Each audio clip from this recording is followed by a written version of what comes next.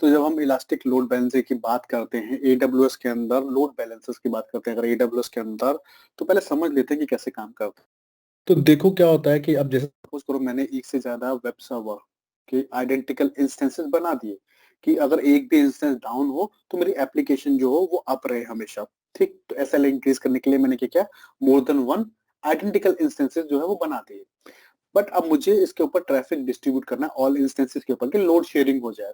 तो उसके लिए हम क्या करते हैं, हम यूज करते हैं लोड बैलेंसर को। और उस केस में हम यूज करते हैं पब्लिक लोड बैलेंसर का। तो पब्लिक लोड बैलेंसर पे क्या होता है कि एडब्ल्यूएस की अगर मैं बात करूं तो आपको मिलेगा डीएनएस एंड पॉइंट, जो कि एक पब्लिक डीएनएस एंड पॉइंट होगा। ठीक, और यूजर्स जो होंगे, एंड यूजर्स जो होंगे, वो अपनी रिक्वेस्ट सेंड करेंगे इस लोड बैलेंसर के डीएनएस के ऊपर, डीएनएस यूआरएल के ऊपर। वो एक फ्रंटर हो जाएगा आपके एंड यूजर के लिए। तो लोड बैलेंसर यूजर्स की रिक्वेस्ट को सुनेगा। ठीक, उसके बाद लोड बैलेंसर इन रिक्वेस्ट को डिस्ट्रीब्यूट करेगा कहाँ पे, बैकएंड रिसोर्सेज पे। और बैकएंड रिसोर्सेज क्या होंगे, आपके EC2 इंस्टेंसेस होंगे। ठीक, तो अगर मैं एडब्ल्यूएस की बात करूं कि एडब्ल्यूएस में कैसे काम हो रहा होता है, तो एडब्ल्यूएस में भी इसी तरीके से काम होता है। ठीक है, बट यहाँ पे अगर मैं इलास्टिक लोड बैलेंसर्स की बात करूं तो एडब्ल्यूएस में हमारे पास होते हैं तीन टाइप के load balancers: application load balancer, network load balancer and gateway load balancer. चौथा लोड बैलेंसर भी होता है, इसको हम बोलते हैं क्लासिक लोड बैलेंसर, बट वो लेगेसी है। ठीक है, लेगेसी लोड बैलेंसर है। और वो अब क्या है, रिवॉक हो रहा है एडब्ल्यूएस के द्वारा, तो उसके ऊपर कोई एग्जाम में क्वेश्चन भी नहीं आने वाला है। तो जनरली आपको तीन तरह के लोड बैलेंसर मिलेंगे: application, network load balancer and classic load balancer. तो अगर मैं हाई अवेलेबिलिटी की बात करूं, मैं एप्लीकेशन और इन सब के ऊपर भी आऊंगा। अगर मैं high availability and fault tolerance की बात करूं एडब्ल्यूएस के अंदर, कि हम high availability and fault tolerance को कैसे मैनेज कर सकते हैं, तो हमें क्या करना होगा, हमें मल्टी एजेड एनवायरनमेंट बनाना होगा सबसे पहले। तो एक वीपीसी के अंदर मैं आऊंगा। ठीक है, डिफरेंट डिफरेंट उसको अवेलेबिलिटी जोन 1 और अवेलेबिलिटी जोन 2 इसमें मैंने बना दिया। ऐसा क्यों, क्योंकि पहले क्या था कि मेरे जो इंस्टेंसेस थे वो एक ही अवेलेबिलिटी जोन में थे। ठीक, तो अगर कोई नेटवर्क फेलियर होता है उस डेटा सेंटर के अंदर, अवेलेबिलिटी जोन को हम समझ सकते हैं डेटा सेंटर, तो इस डेटा सेंटर में अगर नेटवर्क फेलियर हो जाता है, कोई डिजास्टर हो जाता है जिससे कि पूरा का पूरा डेटा सेंटर बैठ जाता है, तो उस केस के अंदर ये जितने भी इंस्टेंसेस मैंने बना कि ये सब के सब क्या हो जाएंगे, बंद हो जाएंगे, डाउन टाइम आ जाएगा एप्लीकेशन के ऊपर। तो मैं क्या सिनेरियो यूज करूं जिससे कि मुझे हाई अवेलेबिलिटी मिले एडब्ल्यूएस के अंदर। तो हम क्या करेंगे, मल्टी एजेड एनवायरनमेंट क्रिएट करेंगे। तो दैट मींस हम अपने एप्लीकेशंस को मल्टीपल डेटा सेंटर्स में डालेंगे। ठीक है, more than one data centres में डिस्ट्रीब्यूट करेंगे। तो मैंने क्या किया, एजेड 1 और एजेड 2 दो अवेलेबिलिटी जोन चूज किए। मैं दो से ज्यादा भी ले सकता हूँ। ठीक है, वो डिपेंड करता है हमारे ऊपर। और मैंने क्या किया, अपने इंस्टेंसेस को इन अवेलेबिलिटी जोन में रख दिया। उसके बाद यहाँ पे लोड बैलेंसर है।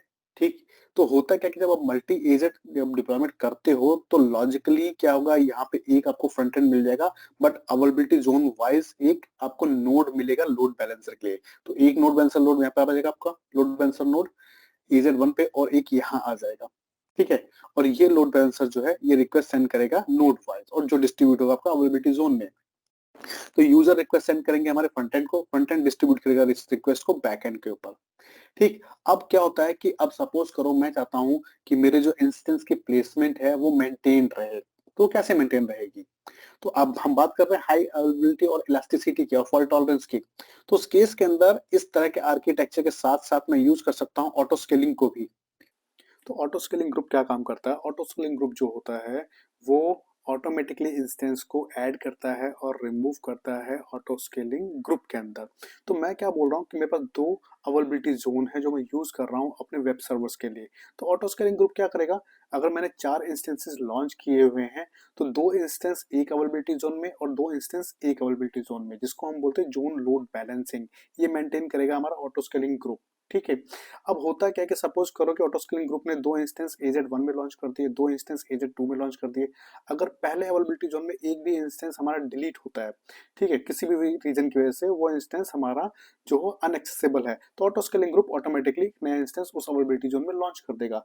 दूसरा केस, अगर कि पूरा का पूरा मेरा अवेलेबिलिटी जोन मतलब पूरा पूरा डेटा सेंटर ही डाउन हो जाता है, तो उस केस में अवेलेबिलिटी जोन जो ऑटो स्केलिंग ग्रुप सॉरी जो है वो क्या करेगा, वो आपका जो बाकी के इंस्टेंसेस हैं, क्योंकि जो आपके ग्रुप को रन करने के लिए अगर 4 इंस्टेंसेस चाहिए तो वो 2 इंस्टेंसेस जो हैं वो जो भी अवेलेबल अवेलेबिलिटी जोन होगा उसके अंदर लॉन्च कर देगा। और फिर जब प्राइमरी आपका जो दूसरा अवेलेबिलिटी जोन जब भी अवेलेबल होगा फिर से वो जोन लोड बैलेंसिंग को मैनेज करेगा। तो जोन लोड बैलेंसिंग का फीचर भी हमें मिलता है ऑटो स्केलिंग ग्रुप के साथ, और वो ऑटोमेटिकली मैनेज करता है इंस्टेंस की प्लेसमेंट को।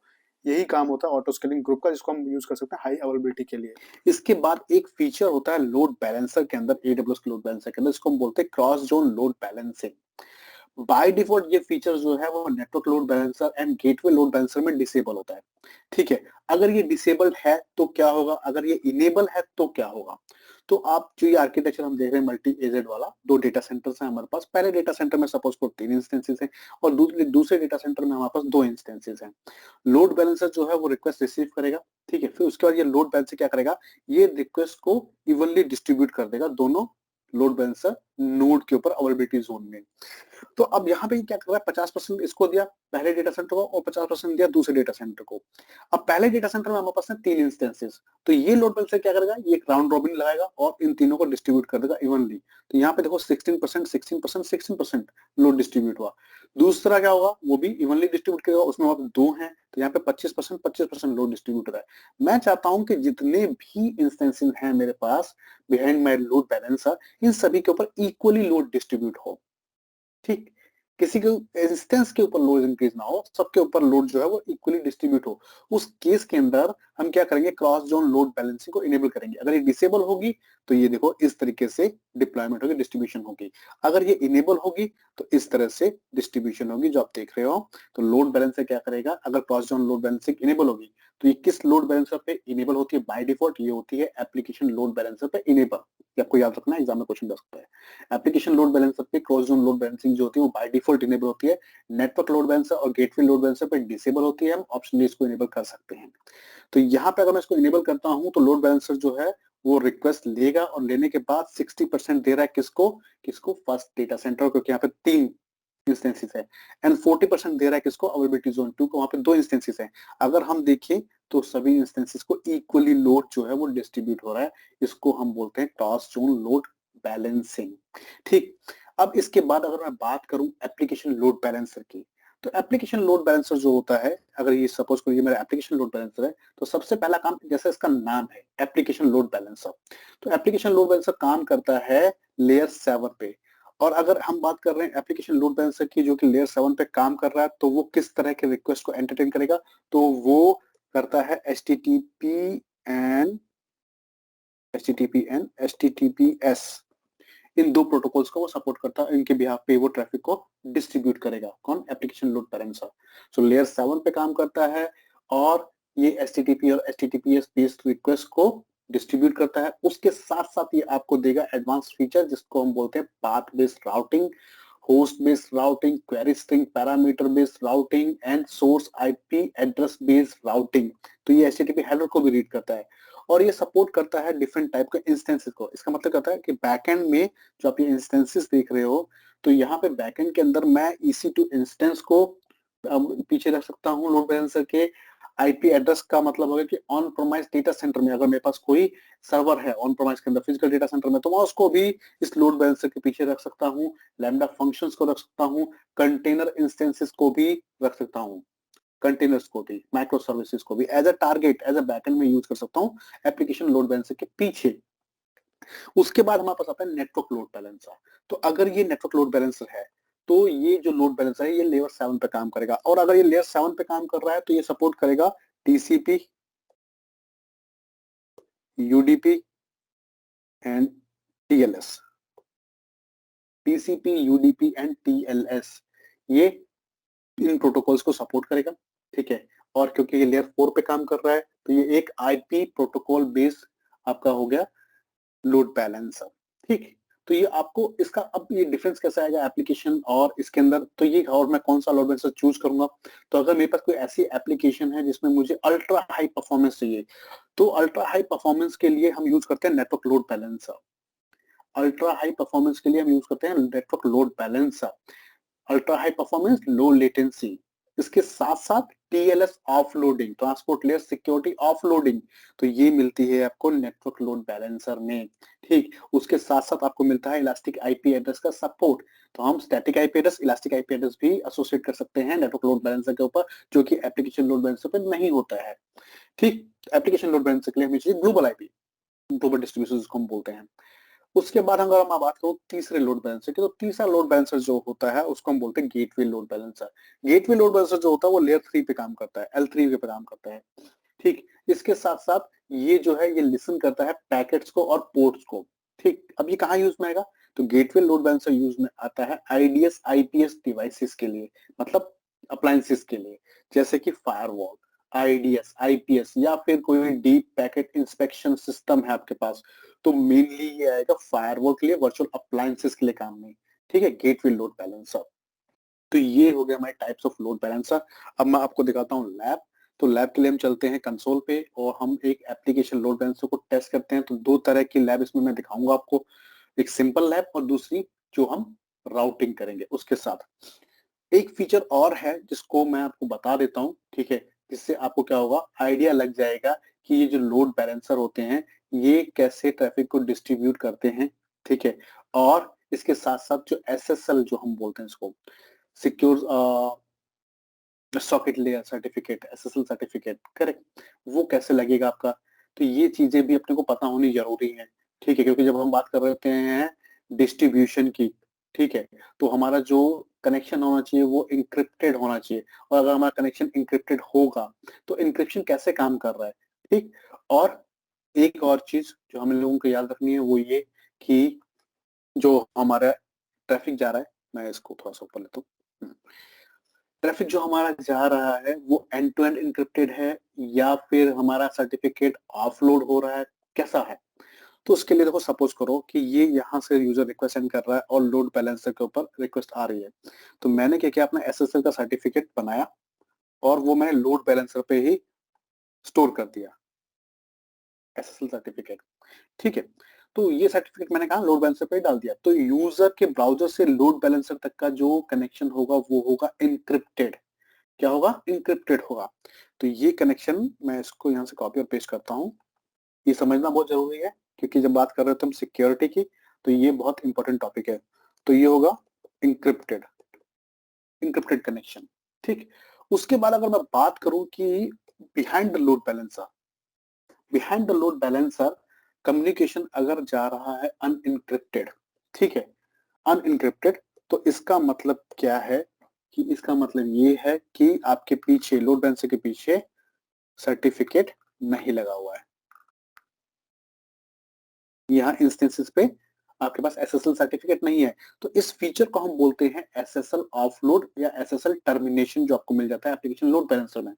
तो आपको सर्टिफिकेट्स परचेज करने की जरूरत नहीं है, किसके लिए, इंस्टेंसेस के लिए। ठीक, और इंस्टेंसेस में जो आपका कम्युनिकेशन भी हो रहा था वो था प्राइवेट आईपी एड्रेस से, वीपीसी के आईपी एड्रेस से। ठीक है, तो यहाँ पे हम क्या कर सकते हैं, हम यहाँ पे सर्टिफिकेट को ऑफलोड कर सकते हैं। इसको हम बोलते हैं एसएसएल ऑफलोड या एसएसएल टर्मिनेशन। अगर मुझे चाहिए एंड टू एंड इंक्रिप्शन, तो एंड टू एंड इंक्रिप्शन के लिए मैं क्या करूंगा, ये यूजर के ब्राउजर से लेके यहाँ तक मेरा जो है इंक्रिप्शन है। उसके बाद मैंने क्या किया, एसएसएल उठाया यहाँ से, और सपोज करो मेरे पास अभी एक ही इंस्टेंस है, मैंने यहाँ पे एसएसएल रखा, और उसके बाद या मेरे पास मल्टीपल इंस्टेंसेस है, तो मैं हर इंस्टेंस के ऊपर एसएसएल सर्टिफिकेट जो है वो इंस्टॉल करूंगा। तो अगर मैं ये कर रहा हूँ तो मेरे को मिल जाएगा एंड टू एंड इंक्रिप्शन। ठीक, और मेरा कम्युनिकेशन यूजर के ब्राउजर से लोड बैलेंसर और यहाँ पे इंक्रिप्टेड रहेगा। लोड बैलेंसर के पीछे इंस्टेंसेस तक भी ये इंक्रिप्टेड रहेगा। इसको बोलते हैं हम लोग SSL end to end encryption. तो यहाँ पे मैं सेल्फ साइन सर्टिफिकेट भी यूज कर सकता हूँ अपने इंस्टेंसेस के ऊपर, या रूट सीए से भी इसको जनरेट करवा सकता हूँ। तो ये तो हो गया इंक्रिप्शन, किसके लिए, आपका, अगर हम यूज कर रहे हैं एप्लीकेशन लोड बैलेंस की बात कर रहा हूँ। अगर मैं यूज कर रहा हूँ नेटवर्क लोड बैलेंसर, तो नेटवर्क लोड बैलेंसर केस में क्या होता है कि नेटवर्क लोड बैलेंसर में हमारा जो सर्टिफिकेट है, या तो मैं इसको ऊपर ले लेता हूँ अभी, हाँ, तो सपोज कोई ये मेरा नेटवर्क लोड बैलेंसर है, तो नेटवर्क लोड बैलेंसर केस में मैं क्या कर सकता हूँ कि सर्टिफिकेट लोड बैलेंसर पे स्टोर करने के बजाय मैंने क्या किया, अपना पब्लिक सर्टिफिकेट जो है, एसएसएल सर्टिफिकेट जो है, इसको स्टोर कर दिया इंस्टेंस के ऊपर ही। ठीक, मैंने अपना सर्टिफिकेट यही स्टोर कर दिया। तो ये क्या करेगा, यूजर से लेकर के इंस्टेंस तक का जो कनेक्शन होगा वो होगा आपका इनक्रिप्टेड कनेक्शन। इसको बोलते हैं सिंगल इनक्रिप्टेड कनेक्शन। ठीक, और पब्लिक सर्टिफिकेट कहाँ जाएगा, वो आपके इंस्टेंस में स्टोर होगा। ठीक, और हम पब्लिक सर्टिफिकेट लेंगे, self self sign certificate use नहीं करेंगे उस केस के अंदर। तो एक तो ये हो क्या ऑप्शन। इंक्रिप्शन के लिए, ठीक है, सिंगल इंक्रिप्टेड कनेक्शन के लिए। या दूसरा ऑप्शन वही पहले वाला कि मैंने एक अपना एसएसएल का सर्टिफिकेट उठाया, वो रखा लोड बैलेंसर के ऊपर, दूसरा सर्टिफिकेट रखा इंस्टेंस के ऊपर, तो ये मुझे मिल जाएगा 2 कनेक्शन यहाँ पे इंक्रिप्शन के, यूजर के ब्राउजर से लोड बैलेंसर तक और लोड बैलेंसर से इंस्टेंस तक। ठीक, ये भी होगा एंड टू एंड इंक्रिप्शन। तो ये फीचर्स हैं इंक्रिप्शन के जो हमें याद रखना है। अब हम चलते हैं अपनी लैब के अंदर। तो लैब में आता हूँ मैं। तो हम चलते हैं EC2 इंस्टेंस के ऊपर, सबसे पहले EC2 कंसोल के ऊपर, और मैं 2 इंस्टेंसेस बनाऊंगा। तो लेफ्ट हैंड साइड में जाता हूँ मैं इंस्टेंसेस टैब के ऊपर, और मैं 2 इंस्टेंस लॉन्च कर लेता हूँ। तो पहले इंस्टेंस का नाम मैं देता हूँ वेब 1, और मैं यहाँ पे यूज कर लेता हूँ अमेजन लिनक्स और AMI2 अमेजन लिनक्स की। इंस्टेंस टाइप मैं ले लेता हूँ T2 माइक्रो, की पेयर मैं यहाँ पे ले रहा हूँ एग्जिस्टिंग, आप नया भी बना सकते हो। नेटवर्क सेटिंग्स में एज इट इज रखने रहता हूँ, और साथ में मैं अलाउ कर देता हूँ HTTP ट्रैफिक को, ठीक है, अपने फायरवॉल के अंदर। उसके बाद मैं स्क्रॉल डाउन करता हूँ और मैं जाता हूँ एडवांस डिटेल में, स्क्रॉल डाउन करता हूँ। मैं यहाँ पे यूजर डेटा यूज कर रहा हूँ, तो यूजर डेटा के लिए मैं अपना ये जो स्क्रिप्ट है, कमांड्स हैं, इनको कॉपी कर लेता हूँ और यहाँ पे पेस्ट कर देता हूँ, ठीक है। और मैं बोलता हूँ कि ये मेरा जो इंस्टेंस होगा वो होगा ग्रुप A। सिंपल है। इसको मैं करता हूँ लॉन्च इंस्टेंस पे क्लिक। आप लोगों को यूजर डेटा अगर चाहिए होगा तो आप लोग मुझे कमेंट करके बताना, मैं आपको यूजर डेटा जो है वो प्रोवाइड करवा दूंगा। दूसरा इंस्टेंस भी मैं लॉन्च कर लेता हूँ। तो ये इंस्टेंस जो मेरा लॉन्च हुआ है ये हुआ है US ईस्ट 1B में, ठीक। मैं चलता हूँ लॉन्च इंस्टेंस पे, और मैं दूसरा इंस्टेंस भी एक लॉन्च कर लेता हूँ। इसको मैं बोलता हूँ कि ये होगा मेरा वेब 2।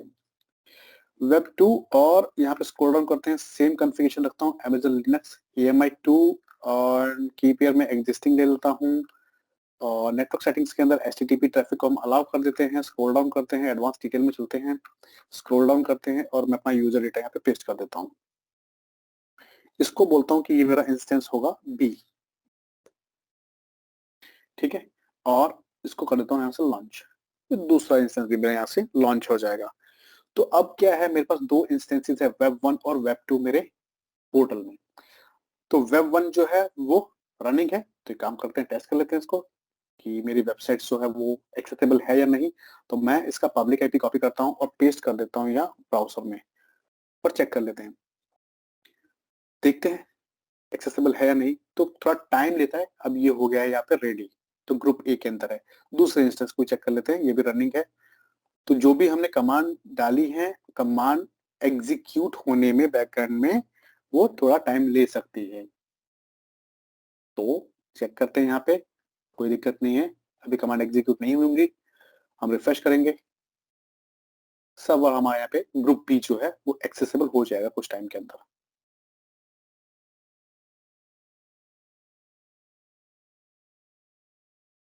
मैं को एक बार रिफ्रेश कर लेता हूँ अपने इंस्टेंस को, और फिर से कॉपी करते हैं और यहाँ पेस्ट कर देते हैं इसको, ग्रुप B। तो अब हमारे पास 2 इंस्टेंसेस हैं, इंस्टेंस A, इंस्टेंस B। अब हमें लोड डिस्ट्रीब्यूट करना है। कैसे लोड डिस्ट्रीब्यूट करेंगे? तो लेफ्ट हैंड साइड में आते हैं EC2 कंसोल के ऊपर, स्क्रॉल डाउन करते हैं, यहाँ पे आपको लोड बैलेंसिंग का ऑप्शन दिखा रहा है। लोड बैलेंसिंग में हमारे पास 2 ऑप्शन है, load balancer, trust group and trust store. Trust store का मतलब जहाँ पे मैं अपने इंक्रिप्शन और सर्टिफिकेट्स रख सकता हूँ, अपने SSL सर्टिफिकेट रख सकता हूँ, उसको बोलते हैं ट्रस्ट स्टोर, जो अभी रिसेंटली लॉन्च हुआ है।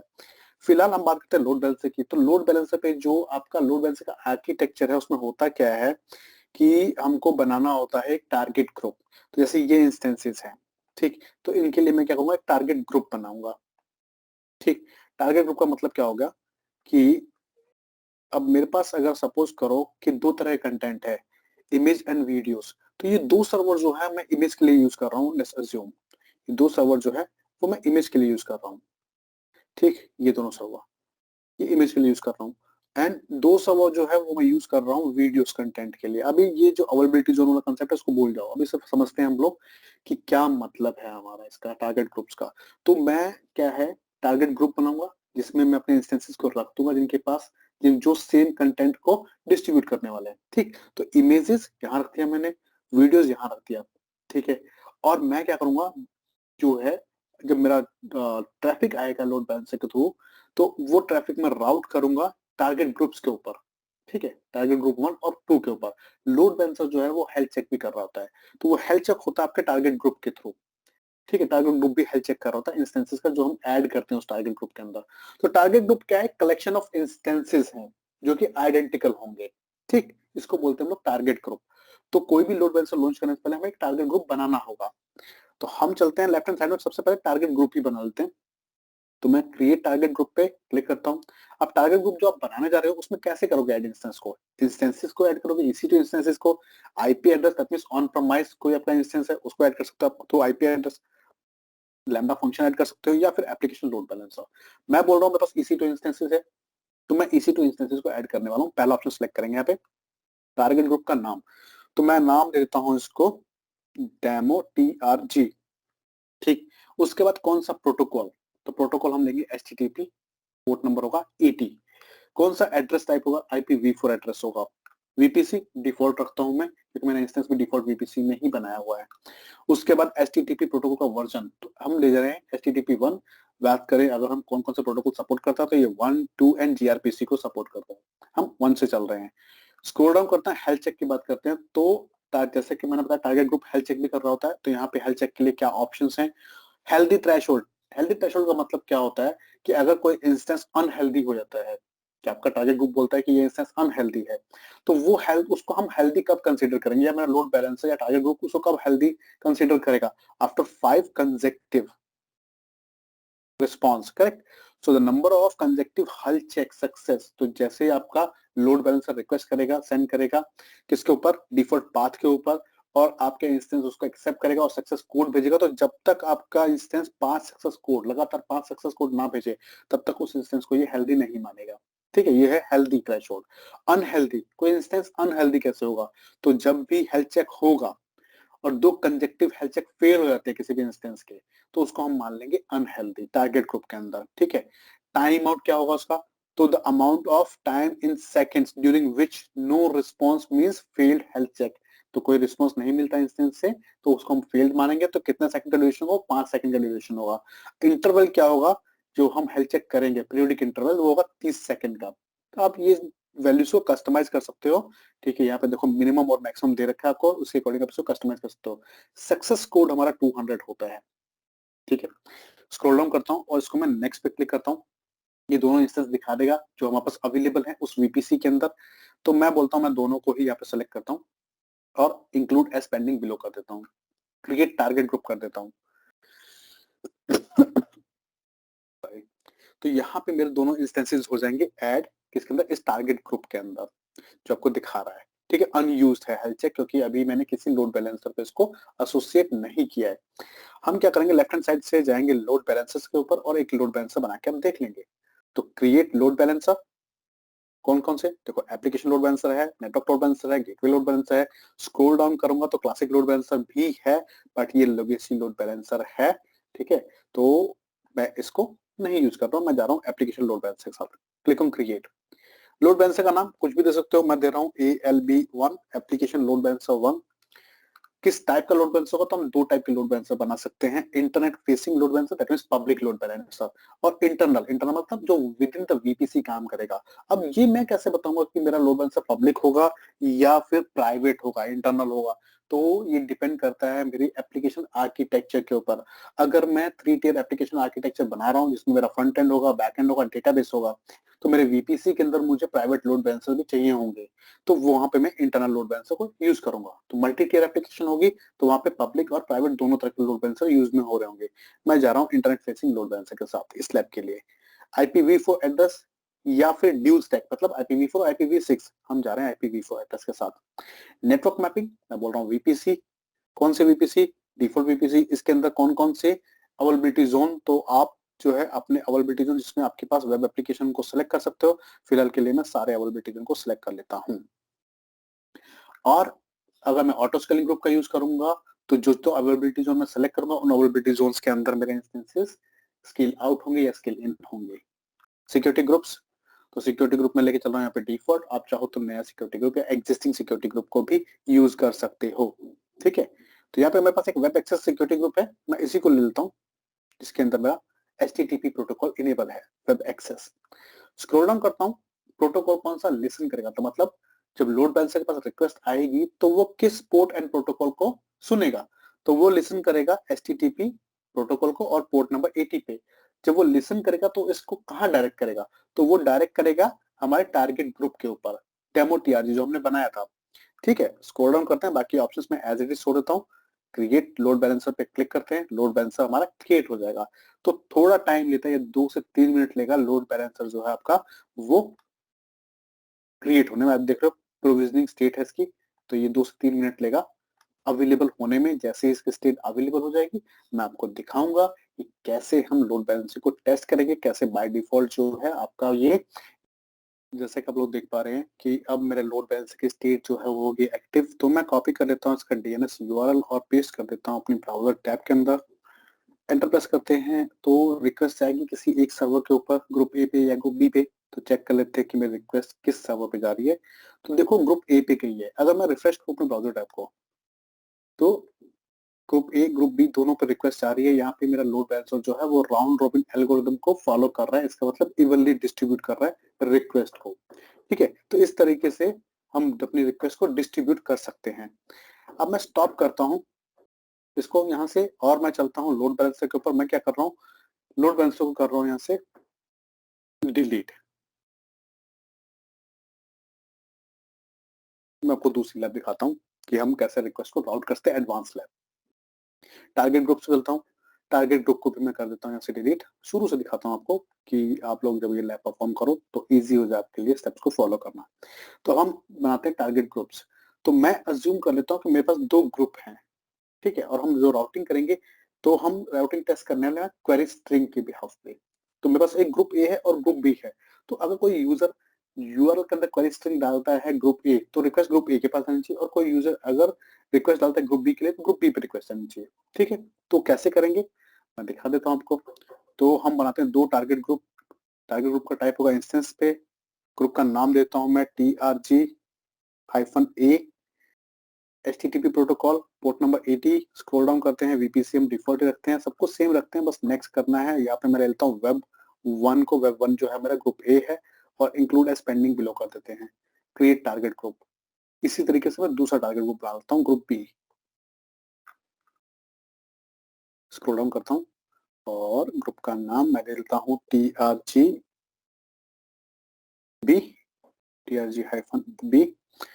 एंड मैं बोलता हूँ नेक्स्ट, और इसको बोलता हूँ web 2 include as pending below. ठीक है, ये हो गया हमारा दूसरा टारगेट ग्रुप। और एक इंस्टेंस में और बना रहा हूँ इस लैब के लिए, जिसको हम बोलूंगा कि वो हमारा होम टैब का इंस्टेंस होगा। So home tab. ठीक है, और Amazon Linux 2 यहाँ से लेते हैं, और instance type T2 micro existing की पेयर, और allow HTTP traffic. Scroll down करता हूँ, एडवांस डिटेल्स मिलता हूँ। मैं अपना यूजर डेटा पेश कर देता हूँ और इसको मैं बोलता हूँ कि ये मेरा जो है ये instance this EC2 instance in group A group B, और मैं बोलता हूँ इन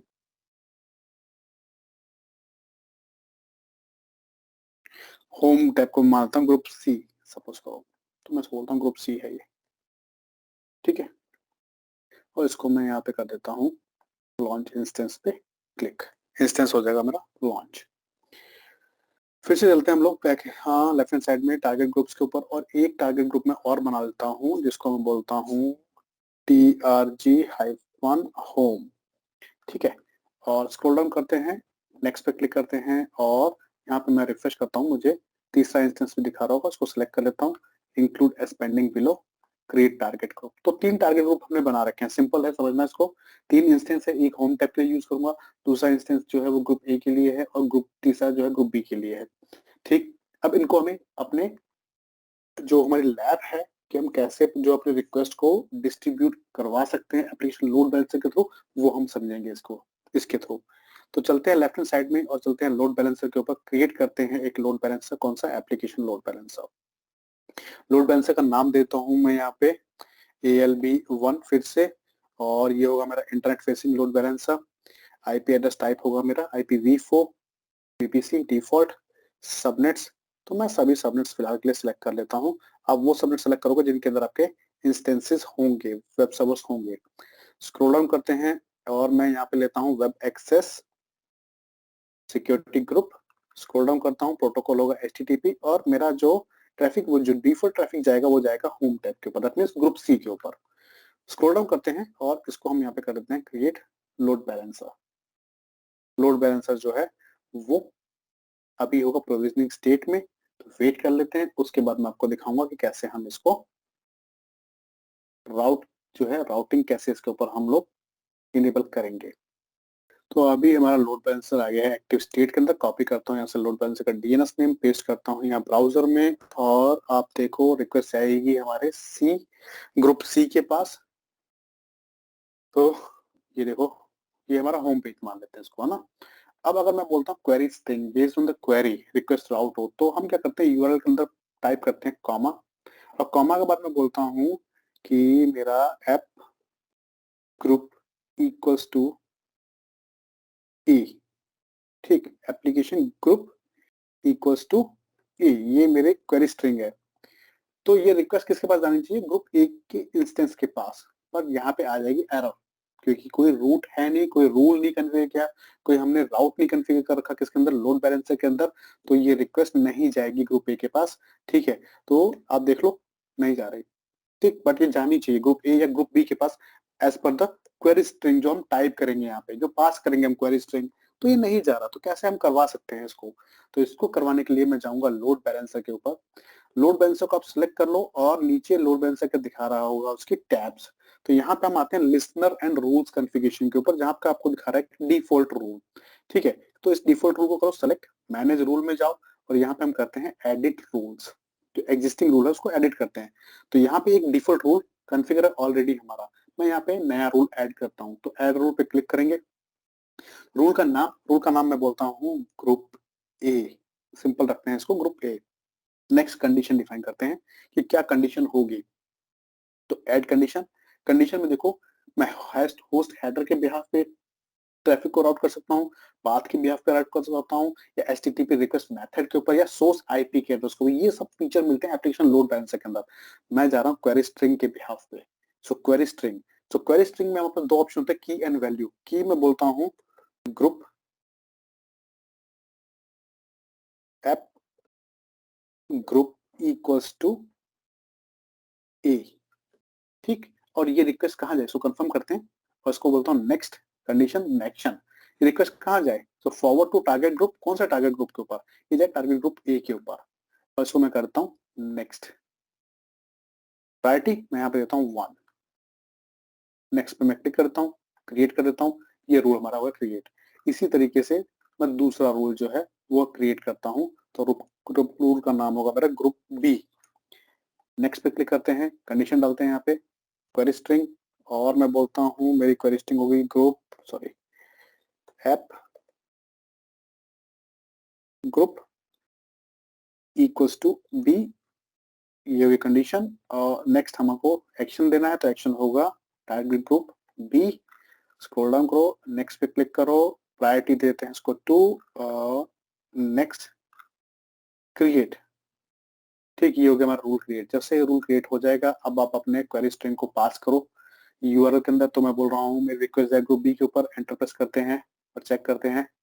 तो अभी रिक्वेस्ट नहीं आएगी क्योंकि अपडेट मोड में है फायरवॉल। कोई बात नहीं, आपकी जो लोड बैलेंसर है, देखो अब मेरी रिक्वेस्ट किसके पास गई, ग्रुप बी के पास। थोड़ा कुछ सेकंड्स लेता है ये रूल को इम्प्लीमेंट करने के लिए। अब चलते हैं ग्रुप ए के लिए। तो group A, request group A के पास गई। अगर मैं कोई भी क्वेरी स्ट्रिंग नहीं पास कर रहा हूँ तो रिक्वेस्ट जाएगी मेरे होम टैब के ऊपर। ठीक है, तो इस तरीके से हम रिक्वेस्ट को राउट कर सकते हैं, पाथ के बिहाफ पे, क्वेरी स्ट्रिंग के बिहाफ पे। ठीक है, पाथ का मतलब कि मेरे पास कंटेंट है, इमेज कंटेंट है, वीडियोस कंटेंट है, हॉलीवुड मूवी कंटेंट है और बॉलीवुड मूवीज कंटेंट है, जिनके लिए मैं डिफरेंट डिफरेंट सर्वर्स यूज कर रहा हूँ। तो डिफरेंट डिफरेंट टारगेट ग्रुप्स होंगे मेरे पास। हॉलीवुड के लिए एक अलग टारगेट ग्रुप होगा, बॉलीवुड के लिए एक अलग टारगेट ग्रुप होगा। तो मेरी रिक्वेस्ट जब भी कोई यूजर यहाँ पे रिक्वेस्ट डाले, कैसे, ऐसे स्लैश, और मैं बोलता हूँ कि इमेजेस, तो ये रिक्वेस्ट किसके पास जानी, इमेजेस टारगेट ग्रुप के पास जानी चाहिए। इसी तरह से कोई यूजर अगर यहाँ पे टाइप करे वीडियोस, तो ये रिक्वेस्ट जानी चाहिए वीडियोस के पास। अगर कोई यूजर यहाँ पे टाइप कर रहा है हॉलीवुड, तो रिक्वेस्ट जानी चाहिए किसके पास, हॉलीवुड टारगेट ग्रुप के पास। ये था मतलब लैब और कैसे हम अपने रिक्वेस्ट को राउट करवा सकते हैं एप्लीकेशन लोड बैलेंसर के थ्रू उसके